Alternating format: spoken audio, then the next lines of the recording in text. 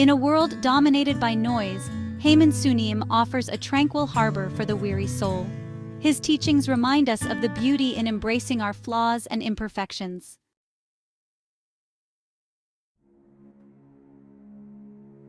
At the heart of love for imperfect things lies a simple message. True happiness stems from accepting ourselves, flaws and all. Sunim encourages us to view our imperfections as opportunities for growth and self-discovery.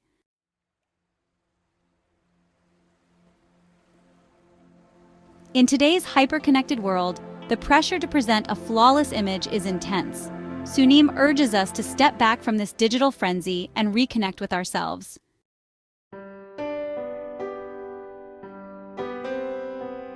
Love for imperfect things guides us towards self-acceptance, recognizing that our flaws make us unique.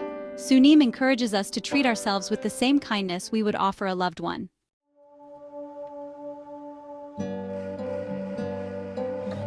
In a world driven by external validation, it's easy to seek approval from others. Sunim cautions against making our self-worth contingent upon others' opinions.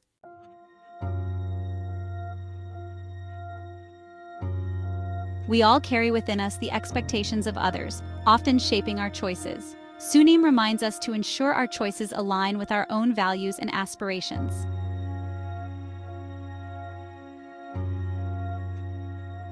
From a young age, we're bombarded with images of perfection.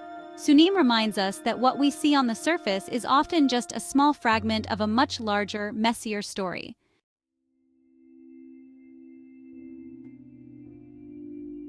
One of the most liberating lessons Sunim offers is the importance of letting go.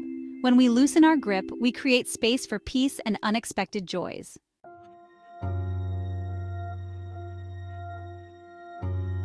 In a world obsessed with instant gratification, Sunim reminds us that growth is rarely a straight line. Embracing imperfect progress means celebrating our small victories and learning from setbacks.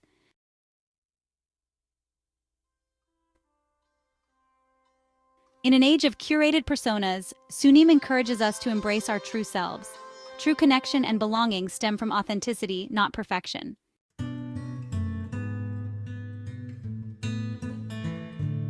In our pursuit of goals, it's easy to overlook the beauty of the journey itself.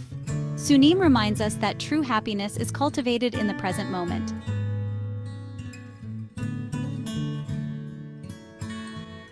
In the hustle of modern life, silence is a rare commodity. Sunim encourages us to carve out pockets of silence to reconnect with our inner wisdom.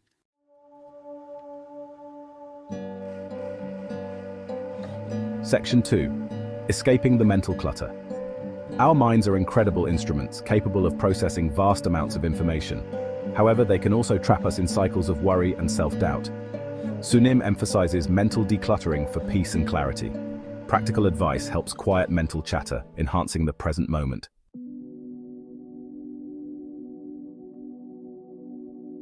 Reconnecting with your inner sanctuary.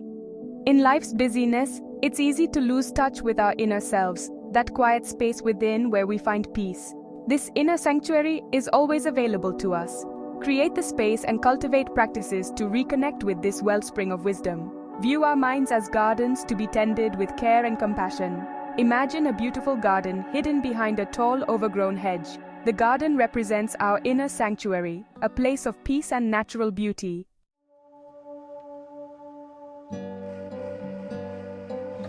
Section 4. Cultivating mindfulness in a noisy world. In our fast-paced world, it's easy to feel like we're constantly rushing, our minds racing to keep up. Sunim offers mindfulness as an antidote, encouraging presence and intention. Mindfulness is about paying attention to the present moment, without judgment. Imagine a child completely absorbed in playing, fully present in the moment. Mindfulness invites us to find moments of peace amidst the busyness.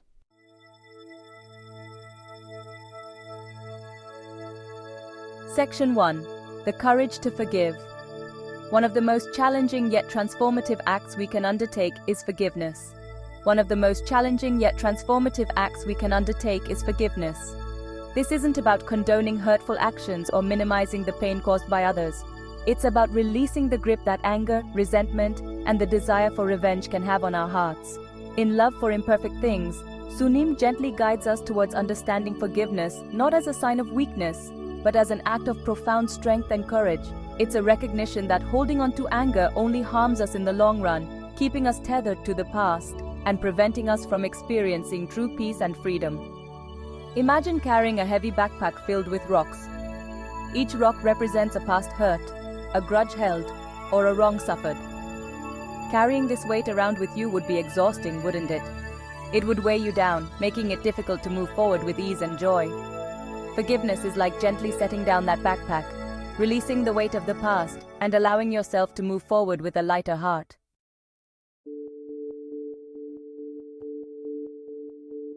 Section 2. Releasing the weight of resentment. Holding on to resentment is like drinking poison and expecting the other person to die. Sunim reminds us that harboring anger and resentment towards others ultimately harms us more than anyone else. It keeps us tethered to the past, replaying hurtful scenarios in our minds and allowing negative emotions to poison our present experiences. Forgiveness doesn't mean forgetting or condoning the actions of others. It's about choosing to release the grip that those actions have on our well-being, freeing ourselves from the weight of resentment and creating space for healing to begin. Think of a time you held on to anger or resentment towards someone.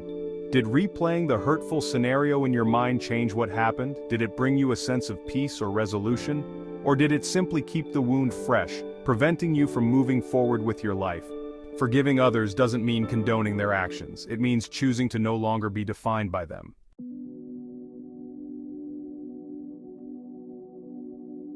Section 3. Forgiveness as a gift to yourself. While forgiveness is often framed as something we do for others, Sunim emphasizes that it's ultimately a gift we give to ourselves.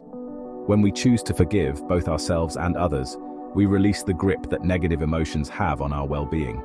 We free ourselves from the weight of the past and create space for peace, joy, and compassion to enter our lives. It's a recognition that we deserve to live free from the shackles of resentment, and that true healing begins with an act of radical self-compassion. Think of a time you made a mistake or acted in a way that you now regret. Did holding on to guilt or shame change the outcome? Did it make you a better person? Or did it simply keep you stuck in a cycle of self-recrimination, preventing you from moving forward with self-love and acceptance? Forgiving ourselves is not about condoning our mistakes. It's about recognizing that we are all works in progress, deserving of compassion and the opportunity to learn and grow from our experiences.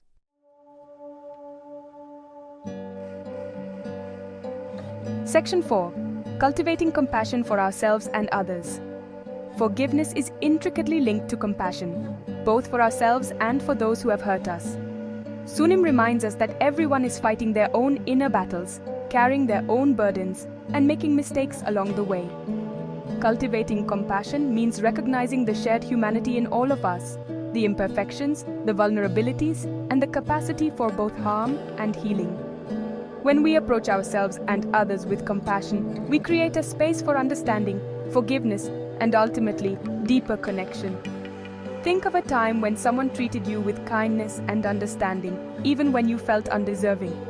Did their compassion make you more likely to forgive yourself or to extend grace to others? When we experience the transformative power of compassion firsthand, we're more likely to cultivate it in our own lives, creating a ripple effect of kindness and forgiveness that extends outward to touch the lives of others.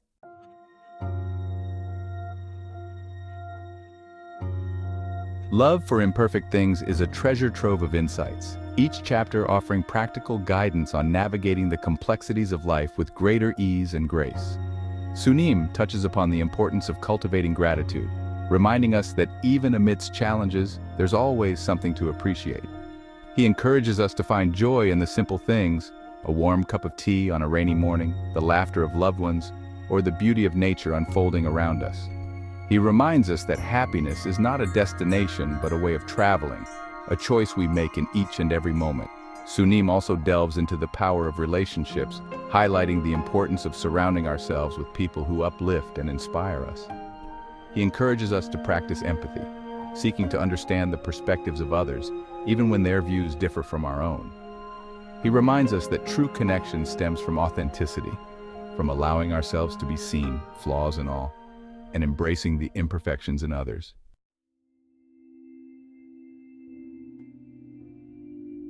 Ultimately, love for imperfect things is a call to action, an invitation to embrace life with all its messiness, beauty, and unpredictability. It's about letting go of the need for control, perfection, and external validation, and instead, cultivating a deep sense of self-acceptance, compassion, and gratitude. It's about approaching ourselves and others with kindness, understanding, and a willingness to embrace the imperfections that make us uniquely human. As we integrate Sunim's teachings into our lives, we begin to experience a profound shift in perspective. Challenges are no longer viewed as setbacks, but as opportunities for growth. Imperfections are no longer seen as flaws, but as reminders of our shared humanity. We develop a greater capacity for resilience, compassion, and joy, knowing that even amidst life's inevitable storms, we have the inner strength to weather them with grace and emerge stronger on the other side.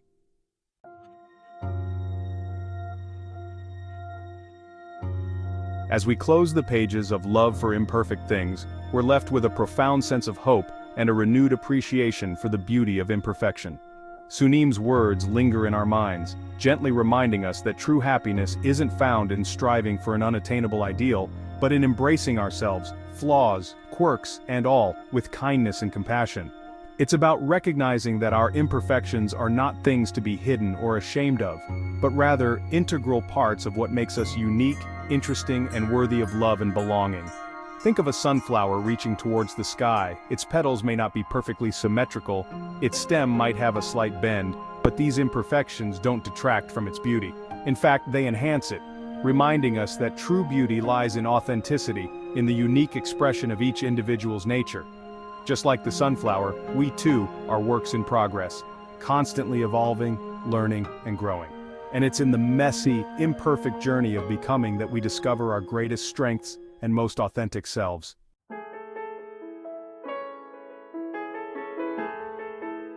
Love for Imperfect Things is more than just a self-help book. It's a guidebook for navigating the human experience with greater ease, grace, and self-compassion.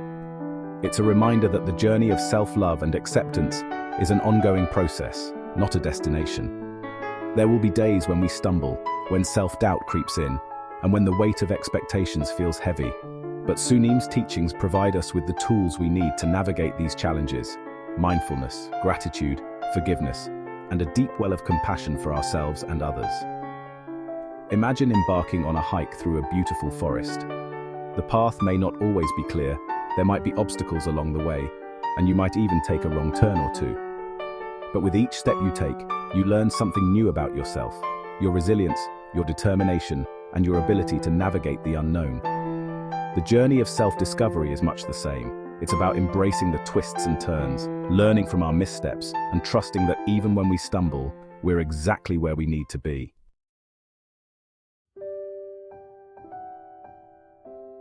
At its core, love for imperfect things is a testament to the transformative power of love. Love for ourselves, love for others, and love for the messy, beautiful journey of being human. When we approach ourselves and the world with an open heart, accepting imperfections with kindness and understanding, we create a space for healing, growth, and deeper connection. We begin to see the world through a lens of compassion, recognizing that everyone, ourselves included, is doing the best they can with the tools they have. Imagine holding a heart-shaped stone in your hand. It may not be perfectly smooth or polished, it might have cracks or imperfections, but its essence remains the same, a symbol of love, resilience, and the enduring strength of the human spirit. When we embrace ourselves and others with this same unconditional love, accepting imperfections with grace and understanding, we unlock the transformative power of compassion, creating a ripple effect of kindness that extends outward, touching the lives of those around us